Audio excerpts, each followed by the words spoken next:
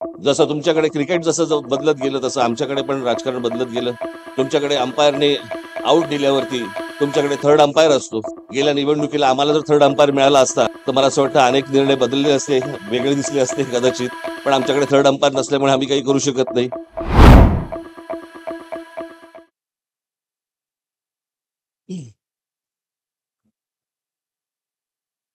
भारतरत्न सचिन तेंडुलकर, व्यासपीठावरील सर्व मान्यवर आणि माझ्या जमलेल्या सर्व क्रिकेटप्रेमी बांधवांनो आणि भगिनींनो, खरं तर हे स्मारक त्याच्या आधीच व्हायला पाहिजे होतं.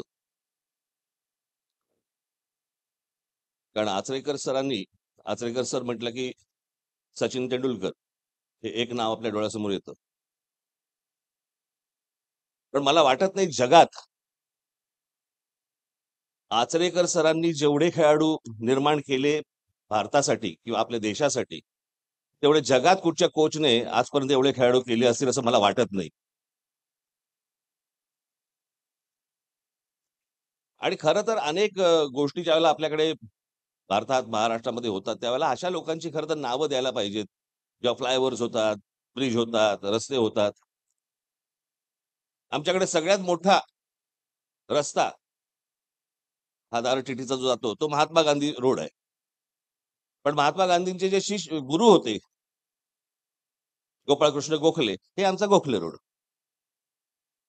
गुरुची काय किंमत असते आणि गुरुची काय किंमत असावी आणि त्याला किती पूजावं, किती मोठं करावं आणि लोकांसमोर ठेवावं, हे आपल्याकडे नाहीच. म्हणजे शिक्षक नावाची काही गोष्टच आपल्याकडे राहिलेली नाही. माझ्याकडे ज्यावेळेला 10वी-12वीची मुलं येतात, मी विचारतो, अनेकदा विचारतो, पास झाल्यावरती येतात अनेक ओळखीचे परिचयाचे लोक येतात आणि विचारतात मला, की म्हटलं काय करणार पुढे? मग काहीतरी म्हणतो, की मी काही कॉम्प्युटर इंजिनियर होणार, मी आर्किटेक्ट होणार, मी काहीतरी डॉक्टर होणार, हे होणार ते. एक विद्यार्थी आजपर्यंत मला असं बोललेलं नाहीये, की मला शिक्षक व्हायचंय.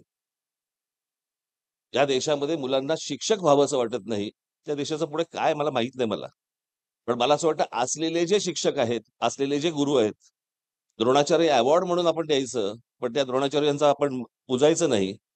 मी दरवर्षी बघतो आमच्या गल्लीमध्ये तिथेच आचरेकर सर राहायचे. दरवर्षी गुरुपौर्णिमेला सचिन तेंडुलकर तिथे सरांना पाया पडण्यासाठी दरवर्षी यायचे. दरवर्षी न चुकता. आमच्याकडे काय गुरुपौर्णिमा ही मोबाईलवरती राहिली आहे. हॅपी गुरुपौर्णिमा. हे हॅपी गुरुपौर्णिमा काय असतं मला अजूनपर्यंत कळलेलं नाहीये. अजून एक मेसेज असतो. ज्या लोकांनी आजपर्यंत माझ्या आयुष्यामध्ये काय मार्गदर्शन केलं असेल, अरे त्याच्यात मी येतो की नाही येत? मला का पाठवलंयस? कल्पनाच नसते आम्हाला. पण गुरु नावाची जी गोष्ट असते, ही गुरु जपणं हे मला असं वाटतं सगळ्यात महत्वाचं आहे. आचरेकर सरांचं योगदान इतकं मोठं आहे, की इथे काहीतरी स्मारक व्हावं, काहीतरी गोष्ट व्हावी, असं मला मनापासून पहिल्यापासून वाटत होतं. मी आमच्या सुनील रमणी यांच्याशी मी बोललो आणि त्यांना मी सांगितलं, की असं-असं आपण एक स्मारक करूया. पण मला तिथे आचरेकर सरांचा पुतळा नको होता. कारण पुतळे खूप झालेत आपल्याकडे.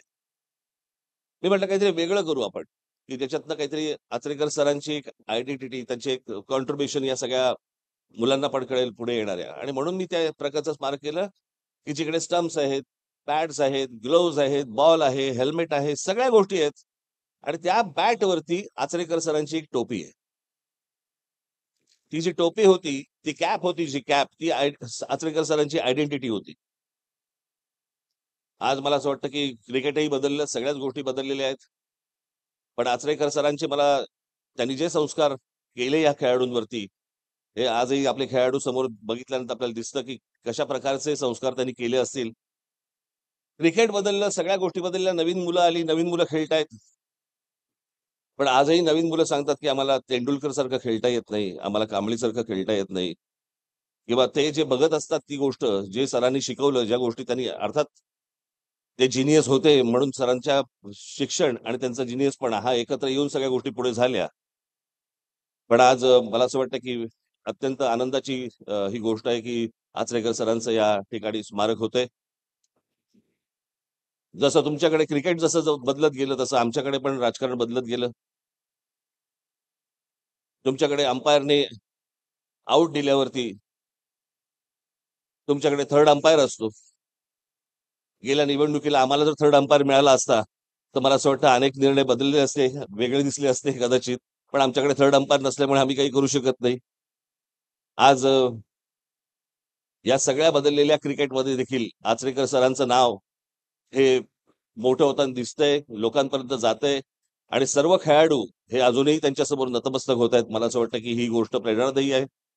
इतर सर्व खेळाडूंनी या सगळ्या गोष्टीतनं काही गोष्ट घेतली पाहिजे, शिकली पाहिजे असं मला वाटतंय. आज सुनील रमणी यांचं सगळ्यात मोठं या स्मारक उभारण्यामध्ये खूप खूप मोठं योगदान आहे आणि त्यांनी मनापासून या सगळ्या गोष्टी केल्या म्हणून हे स्मारक उभं राहिलं. दिवस रात्र माझ्या मागे लागायचं आणि आपल्याकडे परवानग्या मिळाल्या तर म्हणजे कठीण असतं, सगळ्या गोष्टी कठीण असतात. महानगरपालिका, राज्य सरकार आणि सगळ्याच मधनं त्या परवानग्या मिळणं म्हणजे इतकं कठीण होऊन बसतं. आपल्याकडे काय आहे, अनधिकृत करायला गेलात ना तर त्यांना परवानगी लागत नाही, पण अधिकृत करायला गेलात की खूप परवानग्या लागतात. कळलं? तर त्याच्यामुळे अधिकृत करताना जरा बराच वेळ गेला खरं तर. हे अगोदरच खूप अगोदर व्हायला पाहिजे होतं.